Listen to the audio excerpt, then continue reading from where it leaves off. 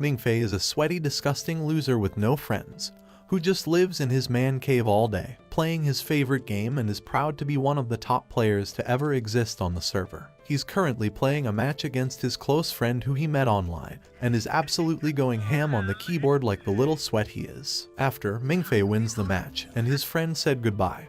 But poor Mingfei is sad to see no one is online to fuel his gaming needs. He pulls up the profile of his favorite catfish he fell in love with, and just before he's about to drool all over his smelly keyboard, he receives an invite from another top-tier player, who has the in-game name called Nano, and challenges Mingfei to a duel match. Upon receiving the invite, he instantly accepts it and they start the duel. When the match begins, Mingfei is stunned at the player's skills, as this was way more challenging than he expected. Due to this, Mingfei uses unbelievable wrist speed and mouse movements like you've never seen before, standing up out of the chair. But at this moment, Nano sends him a DM, predicting his next move in real time. And just then he loses the duel and his body freezes in shock. After, Mingfei sits there wondering who the hell this player was, and how they just managed to beat him like that. Upon checking the profile for more information, Mingfei realizes it's blank, so he logs off and stops playing.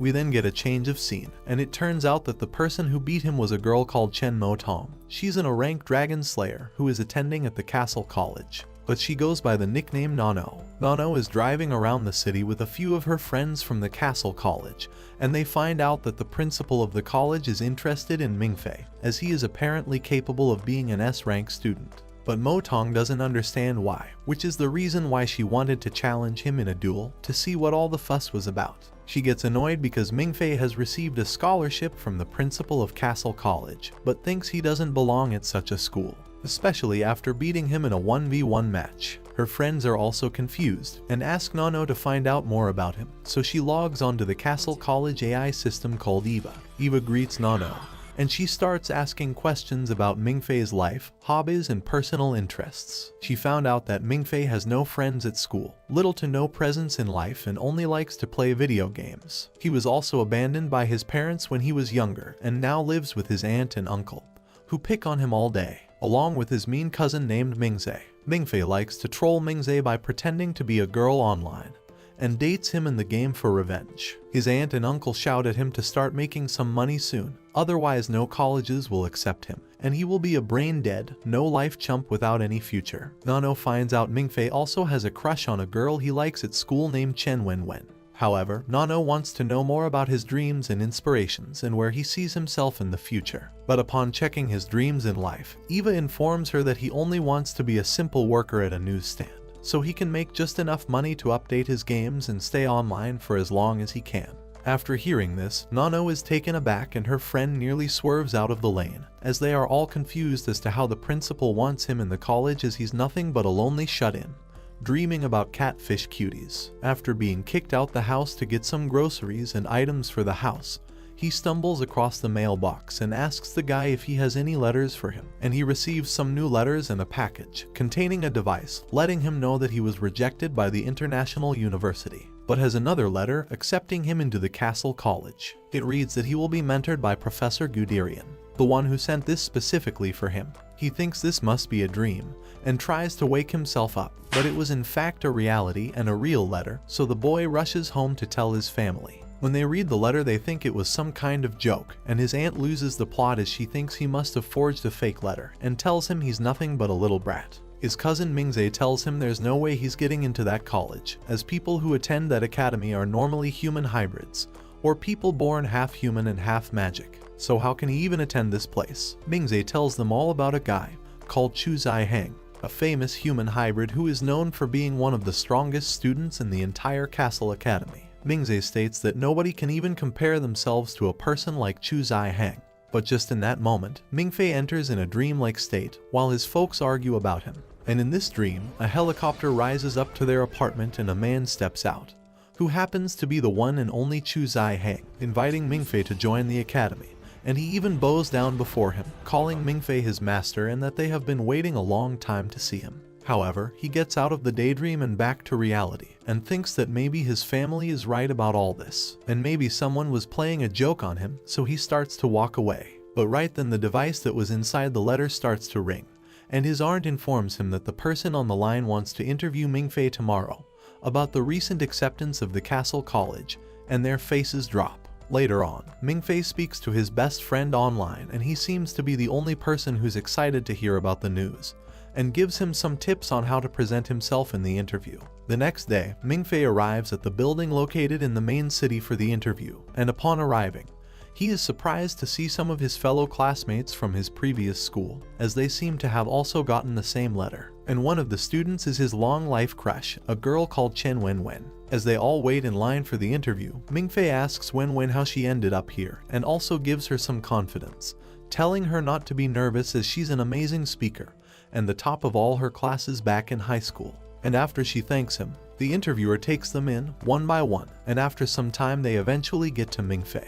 He has spent the previous day repeating several interviewer questions and answers in his head, so he doesn't mess it up. But when the examiner asks him the questions, they say things that are completely random, like if he believes in aliens, which completely threw him off guard, as he was expecting they would ask him something normal, like where he grew up and his life story. But one of the other interviewers, who is typing up the answers, told him he didn't care about his life and only wants him to answer these simple questions as they are extremely important. After that, Mingfei told the guy that he does believe in aliens, and that every night he looks up into the night sky and stares at the stars, and told them that the universe is too wide and that there must be life beyond Earth and on other planets out in the galaxy somewhere. After these random questions, he gets up and leaves, apologizing to the examiners, and said he must have signed up to the wrong college, and exits the building. While he walks outside, we see a man storm into the building and confronts both examiners about Mingfei and how the interview went. But they told the man, who happens to be the Professor Guderian, that Mingfei has just quit the interview after the first question, so the man rages at these two, saying how they should have begged him to stay and that they must call the cell phone and bring him back. But the interviewer is confused why the professor is so angry at him leaving. While walking home, Mingfei saw Wenwen and she asks Mingfei if he wants to go to the graduation party together, and Mingfei accepts. Mingfei hopes to get married to Wenwen one day, and spend the rest of his days with her and live somewhere in the city and settle down now, as he thinks he just messed up the chance to enter the Castle College. But when he gets home, his aunt tells him that a man called Guderian called them and that Mingfei has passed the interview and can enroll in the Castle College. The next day they head back to the building to speak to Professor Guderian, and this time his aunt, uncle and cousin join him as they need to discuss his studies. His aunt immediately wants to know about the money and where he will be staying, and the teacher tells her that his scholarship will be gifted with the $36,000 into his bank each year, and he will sleep at the academy. After hearing such a large amount, his aunt begs him to join them, and tells the professor he will attend immediately. The professor tells them that the reason they want Mingfei is because Mingfei is apparently a rare, 100-year-old talent stored within his soul. But this confuses his aunt and uncle, but he then brings out a letter written by Mingfei's mother and father, and it turns out they were honorary students of the Castle Academy, and gives the letter to him. Mingfei is in shock, as he always thought they just abandoned him for no reason. But all along they were away studying at the school the whole time. He excuses himself from the table and heads into the toilets crying as he reads the contents inside the letter. His mother explains what happened to them and why she left him that night, and that she has always loved him and is the only thing she truly cares about, but due to her bloodline she had to attend the Castle College. She also told the professor that when her son Mingfei is of age, she wanted to request for the principal to give him a scholarship and wishes him nothing but a good life. At this moment, Nano approaches him, as he was crying inside the girls' bathroom, and she tells him that he should probably leave this building if he's going to cry like that, and escorts him back to the meeting. Once he gets back, the professor asks him what he thinks about enrolling into the school, but he tells him that he needs more time. However, upon hearing this decision, Nano tells them all that the reason for Mingfei's hesitation is due to a girl he has a crush on and doesn't want to leave her behind. This shocks Mingfei, and is totally surprised that she might know Chen Wenwen. But then she explains how she just guessed it randomly. But after that, she gives herself away on who she really is, as she said something that she said to him in the duel match that night in the game, and he instantly remembers it and figures out that Motong is actually Nano, and the same person who managed to beat him in the game. After he sits on the rooftop and wonders how she knows so much about his private affairs, and begins to take out his phone and starts to confess his feelings towards Chen Wenwen. But as he's doing this, Nano appears behind him, startling him. She tells him that Eva, the artificial intelligence, can easily locate his location, and she came here from orders of the Professor Guderian to try and convince him on joining the academy one last time. But Mingfei hesitates again, all because of his crush Wenwen, and tells Nano that he loves her and that he can't leave her behind, until he tells her his feelings. However, Nano tells him that she knows that Wenwen doesn't like him back and that he will ruin his chance on joining the academy for someone who doesn't even love him back. But he still thinks he has a chance, as she offered to go to the party with him. After, Nano tries explaining to him all the reasons why he's making the wrong choices in life, and then said that if he does not join now, then this will affect him forever. The next day, Mingfei meets with Chen Wenwen for the graduation party for tomorrow, buying some supplies for the party. But while they're out, Nano approaches him again, advising him to immediately leave Wenwen. She said that the professor is leaving tonight, so he must make his decision by then. However, Mingfei has already planned out to confess his feelings to Wenwen at the graduation party, so he refuses her offer again.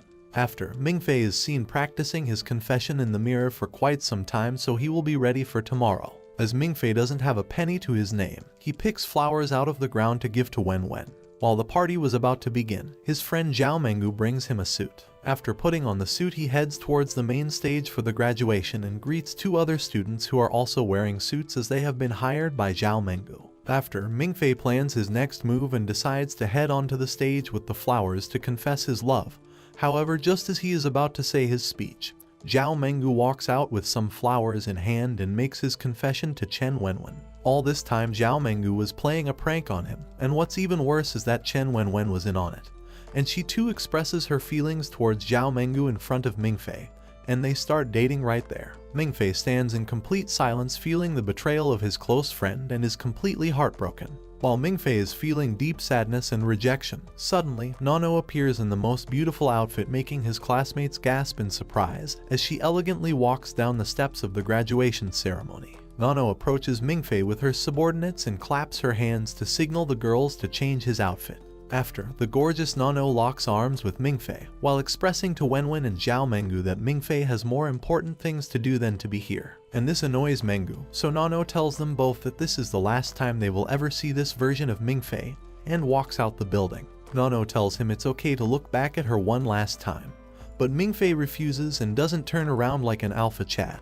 After they leave, they drive for quite some time until their car runs out of gas. They stop somewhere to wait for the tank to refuel, but here is where Nano tells Mingfei that she cannot fail the principal or professor in not getting Mingfei to join Castle Academy. But Mingfei thanks Nano for not giving up on him and reconsiders, and wants to join the Castle College. So Nano informs Eva about his decision, and after Eva greets Mingfei for the first time and gives him all his current statistics, calling him an S-rank student, along with a student ID code and all the information about the college. Just then Nano crowns him, naming him a king of the college even though he hasn't done anything yet, so he gets overwhelmed with this news. She tells him that people have been crowned before him like his parents, however people would kill for the crown and even die for it. However, she submits to him and tells him that she will be his personal subordinate and guide him with knowledge that she has learned over the years of studying inside the college, so he gladly accepts her as a friend. Eva saves all of Mingfei's information onto the system for him to use, and this notifies all the other students who are attending the Castle College.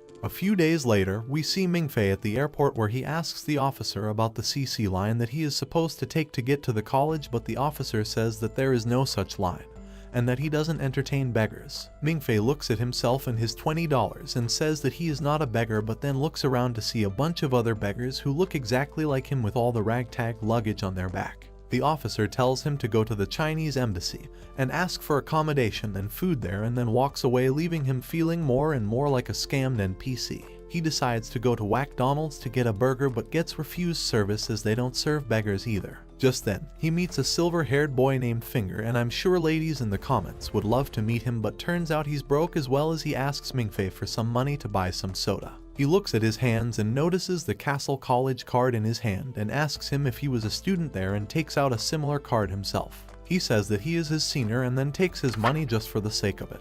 Later that night, they both sit together and Finger reveals that he is in his 8th year, and typically a student graduates in 4 or 5 years, but he had to repeat a grade 4 times in a row because he's just that awesome. They both sit down at the metro station and wait for the CC line that they are meant to board in order to get to the college. Finger explains that the college is hidden in a valley and the easiest way to get to it is by the CC line unless you own a private jet and have permission from the headmaster. They wait until midnight before they fall asleep, and Mingfei has a dream where he finds himself in a war with people running in robes, and then he wakes up to see a big moon outside the station's window and a young boy sitting beside him on the ground. The boy looks at him and speaks to him as if he knows who Mingfei is, and calls him a brother, but then Mingfei wakes up again and finds out that he just had a dreamception.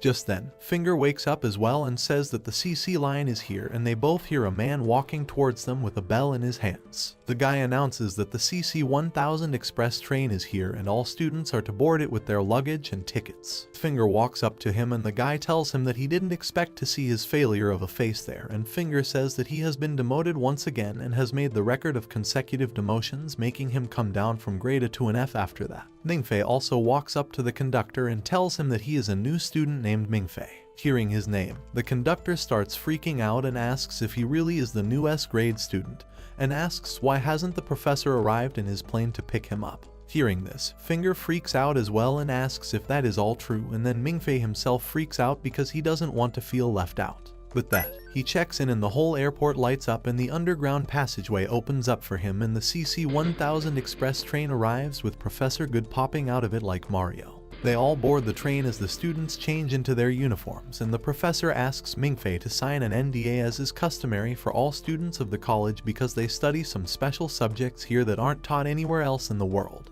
After that, the professor explains that they study about dragons and asks Mingfei about his opinion on them. He says that they are just legendary creatures, part of various myths and stories, but the professor says that they are real and humans, and dragons have been at war for a very long time, but normal people don't know, and here at Castle College they study ways to kill dragons and produce heroes who can help mankind. After hearing him out, Mingfei says that perhaps the professor needs a mental doctor rather than a dragon slayer.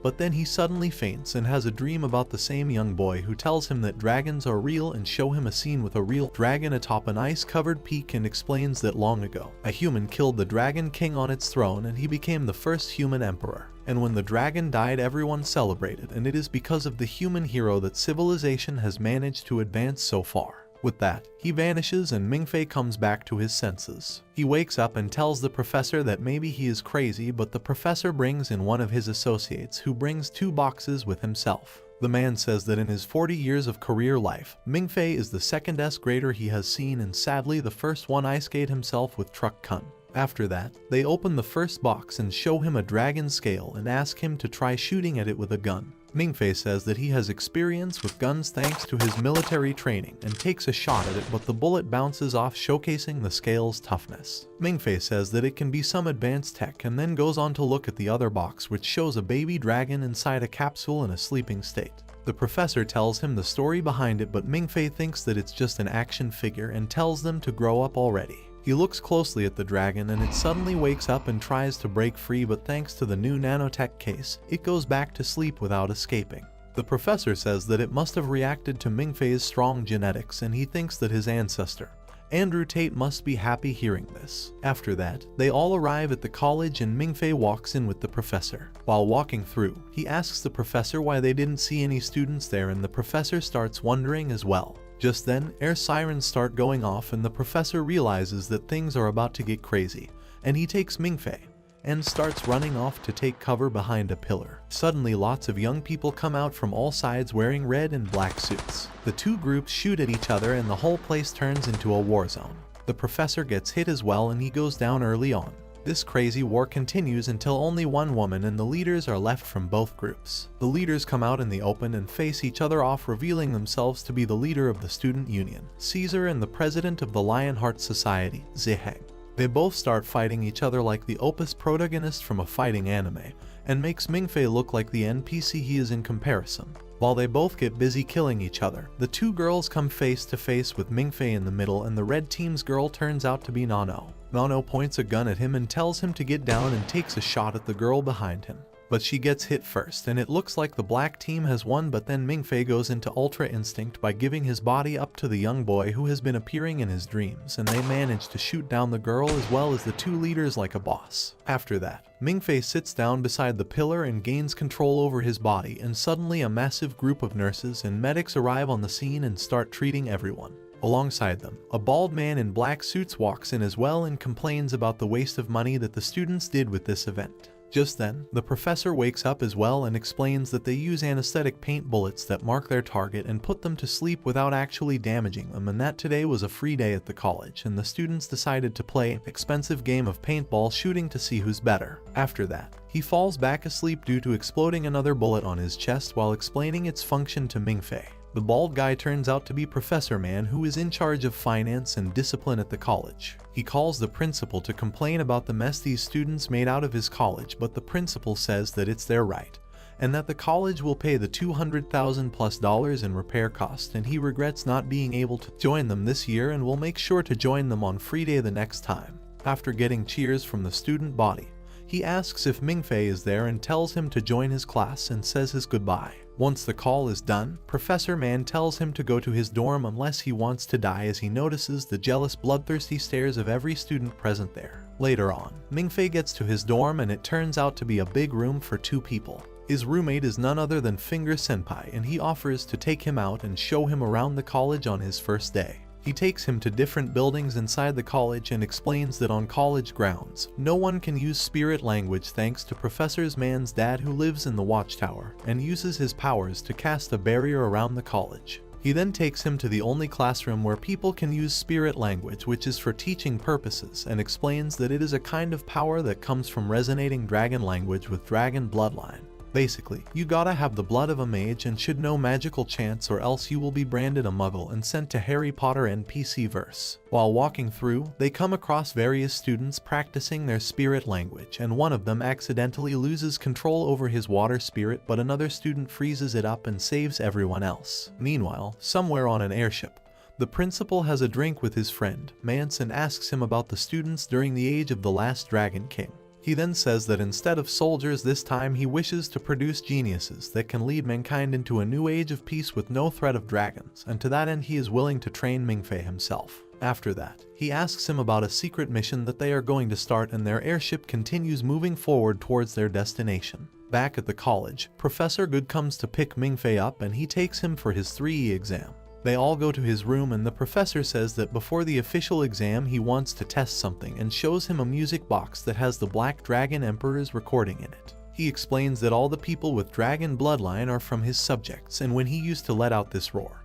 all the dragons under him would bow down and kneel in the direction of his throne. It is also the first step towards learning spirit language, and it makes humans with dragon bloodline hallucinate. He plays the recording and asks Mingfei if he saw anything, and Mingfei says that he only felt sleepy, and nothing in particular. Hearing this, the professor starts wondering how this could be given his grade S bloodline, and then runs out towards the library in a panic and calls Professor Man there as well. In the library, they study the old records and deduce that Mingfei could be someone at the Emperor's level, and could be someone with the White Dragon's bloodline. This makes things complicated, but Good says that he wants to keep this a secret so that his student does not end up in a lab.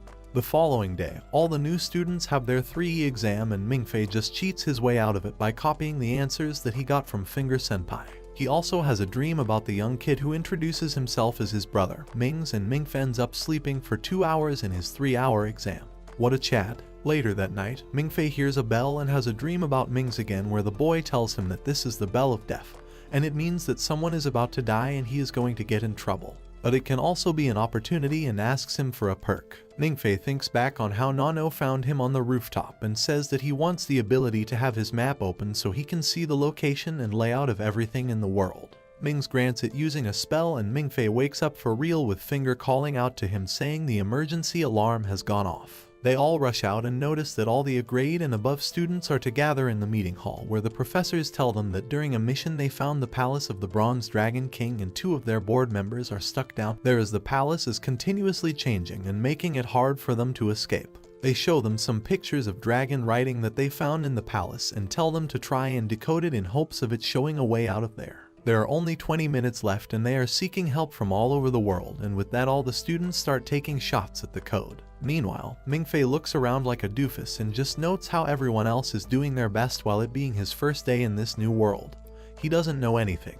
He notices one of the new students who is great at trying her best as well and starts feeling even lesser about himself. Just then, he gets motivated and remembers about the open map he has and uses it to find the key to getting out of the palace and submits it. With that, they are able to send it to the people in the palace and find a way out for them. But it turns out that they don't have enough oxygen left to come to the shore. These two members are the same people who took Mingfei's interview for the college, and they both love each other. They give it their all to make it to the surface and deliver the cocoon that they retrieved from the palace, but on their way, they are attacked by one of the Dragon King's retainer, a sea dragon, and it ends up killing both of them, but not before they manage to deliver the cocoon to the higher-ups in the airship. The sea dragon starts chasing after them to get the cocoon back, but Mance fights back with full force to avenge his dead partners. It becomes a long chase where the sea dragon keeps fainting them and manages to kill Mance's secretary as well. In his grief, Mance shoots back at the beast with his machine gun, but it's all in vain.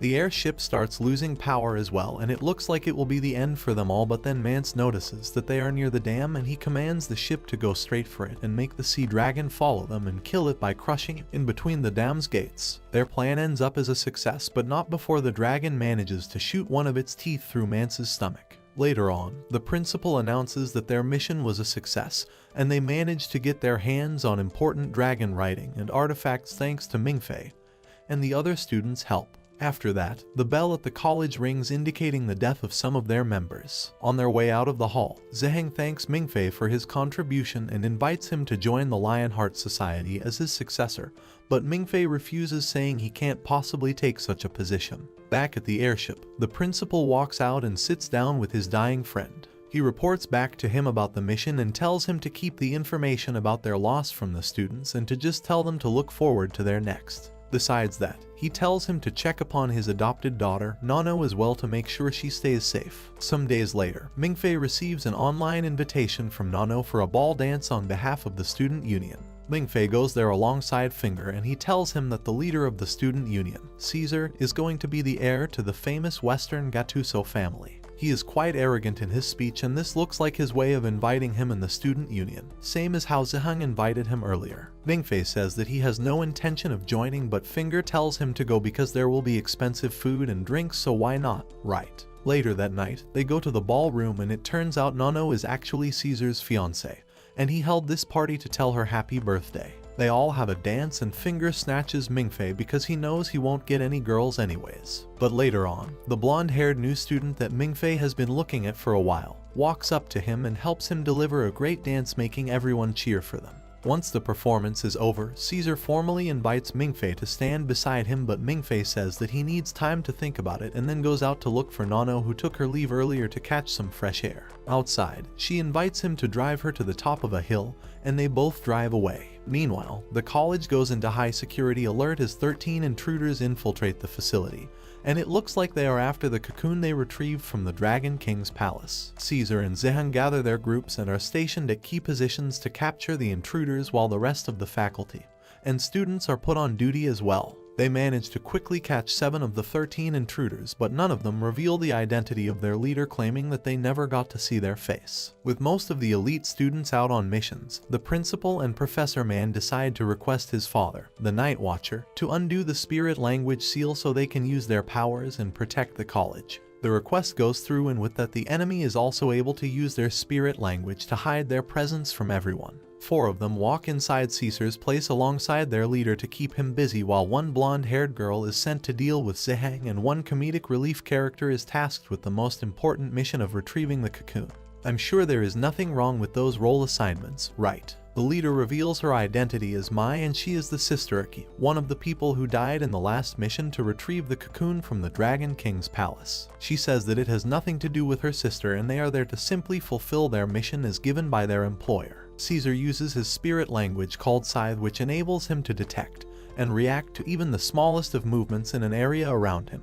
With this ability, he manages to cull down their numbers, and at the end only Caesar and Mai are left to face off against each other. Mai has the ability to conceal her presence and use super speedy movement to deliver precise strikes to kill the enemy like an assassin. It's the complete opposite of Caesar's ability, and their clash ends up in a draw when Caesar manages to block all her strikes but barely. On the other hand, Ziheng is revealed to have one of the most pure bloodlines among the students beside Mingfei, and his spirit language is the ability called Dragon King's Flames, an ability to set anything around him on fire and to control it. It turns out, the blonde girl on the enemy's side also has this rare ability, and it becomes an equal clash of flames. Meanwhile, the comedic relief guy manages to make his way to the underground chamber where the AI resides. Thanks to information from her, he manages to reach the underground research facility where the cocoon is kept, but on his way he accidentally loses his phone and also opens a locked door that was supposedly there since 1912. At the end, he sneaks inside the facility and sees the principal showcasing the cocoon to the researchers there, and they all notice that there is a crack on the cocoon, and from the CT scan report they find out that it was formed due to the hatch process instead of an accident as they had presumed. The scientists try to dissect the cocoon to see if there is anything living inside, but the principal threatens them and tells them to go out because they can't risk unleashing a dragon on the college. As the principal escorts them out, the comedic relief guy sneaks in and takes pictures of the cocoon and decides to break the case and take it with him for the $5 million cash he will receive as reward, but at the end, he loses his balls thanks to the illusions that he gets from being too close to the cocoon, and he decides to walk back empty-handed. But to everyone's surprise, a shadowy figure walks in after him and breaks the seal himself and feeds the cocoon some of his blood to unleash the Dragon King, Constantine. Back at the college, Caesar and Mai's fight ends up in a draw when a massive blast pushes them both away, and it leaves the area without electricity. They walk up to see what caused it and find burning footprints on the ground indicating that it could have been the doing of Ziheng and the other girl. While all this is happening, our boy Mingfei is enjoying a ride up the hill with his hot friend, Nano. On his way, he gets a vision from Mings who tells him that he can help him capture Nano's heart if he wants to, and then tells him to stop being such a chicken and to follow her advice from earlier and bring her a gift for her birthday. He decides on giving her flowers, and Mings says that he will make it happen. Later on, they sit down with their feet and spring on top of the hill, and Mings tells him that she wants him to join the student union so he can be her little brother and she will protect him. Mingfei thinks about it and asks her about Caesar, and she tells him that it was a political marriage and in the end she is her own person. He tells her that he knows about Iki and the other guy's deaths and that they were close to her. She says that it wasn't only them and that her mentor, Mance, also died, but he kept it a secret from the students and wished for it to be only whispered to her so it doesn't reduce the morale of everyone else. She says that in the end everyone will die, but she comes here every once in a while to see if she can see the stars, but tonight it's cloudy. Mingfei feels sad for her and decides to use the keyword that Mings told him about. It suddenly the car lights turn on and music starts playing and fireworks start exploding in the sky in the shape of flowers with a message between the clouds reading, "Happy birthday Nano," spelled in a way that only her mother used to know. This makes her cry, and Mingfei realizes that she misses her dead mother, and that's why she felt sympathetic towards him earlier when they first met, because he was crying over his parents as well. He looks at her and tells her that from now on he is his younger brother and will join the student union. After that, they both get back in the car and start driving down to the college, and Nano finally gets some signals and receives Caesar's message telling her that the college is under attack. Mingfei starts panicking about it, but Nano tells him that the college should be fine and most likely by the time they reach back, the fight will be over. Meanwhile, Ziheng and the blonde girl are fighting to a stalemate with their fire powers, and it looks like the girl has the upper hand, but she doesn't want to kill the guy and is only there to stall him. On the other hand, the comedic relief guy drives off on a bike and makes his way out of the college, but then suddenly gets hit by Mingfei's car from behind.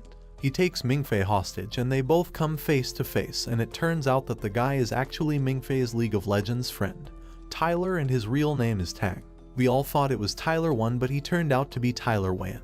They both recognize each other and start getting all chummy, but then he asks for Mingfei's help and he lets him be taken as a hostage. Just then, they hear something crashing down behind them and it starts feeling really hot for some reason. They turn around and find out that it's some boy covered in flames walking like some zombie from The Walking Dead towards them asking for his brother. They all run away from him and the students start shooting at him only to have their bullets melt down just before it reaches the boy. The professors deduce that the boy is actually a dragon king that hatched from the cocoon, and he is the Dragon King of Fire and Bronze that can manipulate fire and bronze around him, making the bullets useless. The kid keeps walking forward while looking for his brother and Mingfei, and the other hides behind a pillar and eventually meets up with Caesar, Mai, and Finger. They all have a hunch that the kid is after Mingfei, and they hide inside a pool to keep the Fire Kid away while Caesar and Mai stay out to fight it and then retreat after getting some info on his weaknesses. While all this is happening, Mai's contractor calls her and tells her that the boy is actually the Dragon King Constantine, and he is in an unstable state right now and soon his body will disintegrate, which will result in a storm strong enough to make the nuclear bombs on Hiroshima and Nagasaki look like fireworks. To that end, she suggests that they use the fake bullets that they use for their practices at the college because there is no metal in them, and while it won't hurt the kid, if they shoot him enough, they might be able to knock him out. They all get this info and start shooting the kid with the rubber bullets while Mingfei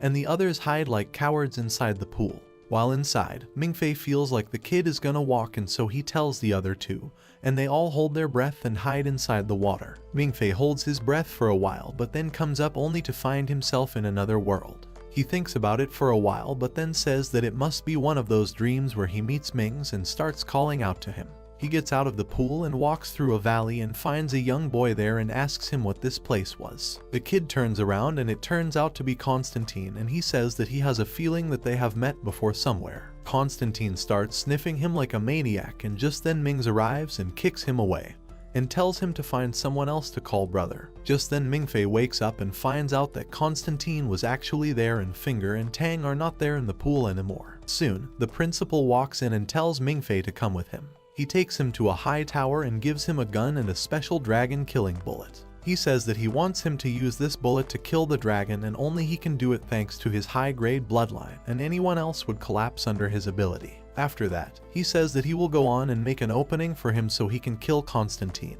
Meanwhile, Constantine is being bombarded by rubber bullets while on top of a tower, and he looks down to see Tang and Finger, and it turns out he was actually after Tang and not Mingfei.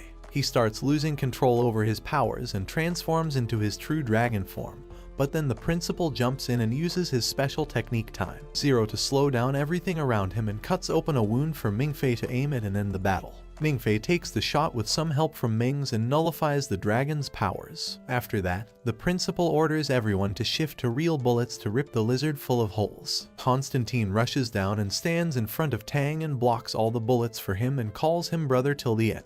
Tang doesn't know what he is saying and starts running away into the forest, but on his way he starts getting visions from his previous life and finally realizes that he is actually the Dragon King of Fire and Bronze. Norton and Constantine was his younger brother. Having seen his brother die in front of him, he goes back to the underwater palace and starts recovering his strength and awakens his servant, Sea Dragon, as well. On the other hand, the principal has a meeting with the Night Watcher and reveals that the reason they can't truly kill dragons is because they create these cocoons before they die with all their DNA, and it eventually hatches into a new Dragon King. That's why, to make sure that they truly end a Dragon King, they need to make them mad and ready to fight when they have not created this cocoon, and as it requires time to mature. This is the perfect time to kill Norton, as he has just awoken and is yet to recover all his strength. With that in mind, they plan for an attack on the palace to kill him and form a team consisting of Caesar, Nano, Mingfei, and the new blonde student from earlier. At first, Mingfei is totally against it, but with some encouragement from Nano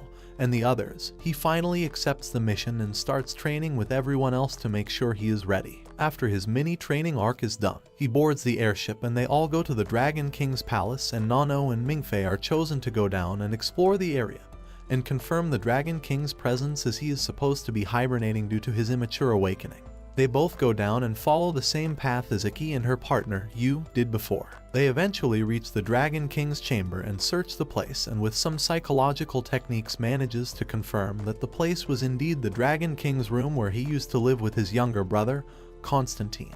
After that, they take some stuff to research and make their way back to the surface, but while doing so, the city starts shifting just like how it did at Iki and use time, and it becomes a race against time and traps to get out. On their way, they find Yu's corpse holding a massive book as well, and they retrieve it and eventually get out after having Mingfei's swimming gear destroyed. Nano gives him her gear and says that she can make the rest of the way up on her own, and they both start swimming up. Meanwhile, the airship is attacked by the Sea Dragon and it destroys one of the engines. Caesar takes control and orders them to run away from it, but the Sea Dragon keeps chasing after them and leads them towards a cliff with Norton standing on top of it. Norton jumps down and rides the Sea Dragon and then uses his powers to combine with it and become a massive Pokémon. Let's call him Tangmon. Tang Mon starts chasing the airship to take them down, and Caesar decides to fight back instead when he finds out the Zihang is also there thanks to his scythe ability. He makes a plan to distract Tang Mon in a one-on-one and then strike him with a powerful attack from Zihang. When their abilities clash, it will cause a massive explosion, blinding anyone looking at it, but then at that point, they will launch a special missile at Norton's real body and destroy him. Just like that, they throw down a rescue pod for Mingfei and Nano and start fighting the Pokémon in front of them. Caesar puts on a blindfold and activates his ability to aim at the dragon. Tang Mon deflects all the bullets like some Chinese Opus character, but it's all according to Caesar's plan, and he eventually releases his technique to reveal Zihang, who attacks Norton from above with his King Flames. Norton responds by firing back a similar attack, and as predicted, the explosion blinds them all except for Caesar, who had a blindfold on, and he commands the blonde girl to launch the missile on his command. The missile hits Norton's real body and sends the fusion to the depths of the ocean, marking their victory. Meanwhile, Mingfei and Nano find the escape pod, and Nano pushes Mingfei in and locks the door. Mingfei wonders what she is doing, but just then the drowning Tang Mon pierces through her chest with one of its stingers and makes her join the Dead Donut Gang. Looking at his only chance at losing his virginity right in front of him, Mingfei starts throwing a tantrum and goes kind of crazy. This makes him enter the inner realm, where he meets Mings, who offers to help him defeat the Dragon King and save his potential wife. Mingfei becomes interested in his words but feels really mad at himself for being this worthless piece of failure. He always lets others save him and can't do anything to help others back, but then with some help from Mings, he uses the most opus jutsu in the history of DOTA, Talk No Jutsu. He uses the famous Talk No Jutsu on himself and cures his depression, something that none of you watching has been able to cure yet. With that out of the way, Mings tells him that he can make a demonic pact with him where he will grant 4 of his wishes and let him save Nano and defeat the Dragon King in exchange for the right to own his life and body if he ever claims to feel lonely and a portion of his own life. Mingfei accepts the terms, and Mings uses his power to give him lots of opus abilities, like using all kinds of spirit languages and some stat boosts. He also tells him about the book he is holding that he got from you, and says that it is actually the container for 7 weapons known as the 7 Deadly Sins that were ironically created by Norton himself long ago to kill humans. With everything in place, Mingfei comes out of the escape pod and rescues Nano. He can breathe underwater now thanks to his new abilities, and he heals Nano's wound and destroys the spike that is poking out of her stomach. He puts her in the escape pod and sends it back up, and then faces Norton, who is ready to eat him like fish food. Mingfei uses Spirit Block to seal his techniques and then unleashes the 7 Deadly Sins to fight the massive Pokémon.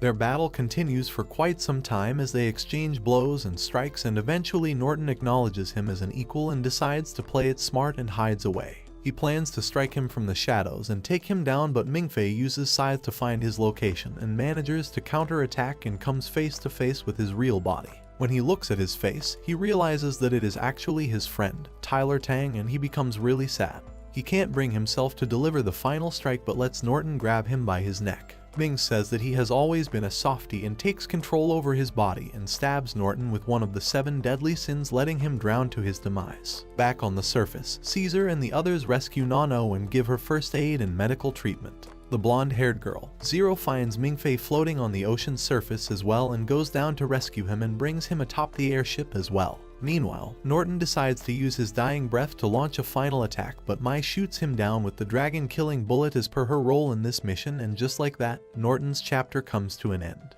After all is said and done, the principal calls for Mingfei and has a meeting with him on their way back to the college. He explains who Tang was and reveals how Dragon Kings form this cocoon with their DNA to form new bodies to revive into. Tang was Norton's revived body, and when he saw his brother die in front of him, his true memories started coming back to him and he was revived as Norton. Mingfei listens to all of this but still feels sad about his only online friend and then just nods, implying that he understands. The principal tells him to not feel bad about killing him and that he saved millions if not billions of lives, and then asks him to keep all of this a secret as they don't know how Norton actually died. He says that Caesar's plan was amazing but it shouldn't have been enough to put Norton down, and then somehow Nano and he comes back alive as well. He's sure that there is something he is hiding from them as well, and Mingfei thinks back on his contract with Mings and says that he understands and thanks him for not questioning him further. After that, The principal hands him a letter and says that they received it from an unknown address and it is meant for him, and he opens it to find out that it is from his mother, and she tells him how she is sad for not being there for him and how she is proud of him and that she and his father wishes to come visit him when he graduates from the college. Mingfei starts crying and then takes his leave. Later on, Mingfei returns to the college and talks to Finger and starts complaining about him posting sassy news and articles about him on the college's site. Just then, they hear a knock on the door and open it to find Caesar in a cooking dress asking for some sugar. Finger gives him some and reveals that Caesar and Zheng moved to the dorms alongside Nano and the vice president of the Lionheart Society.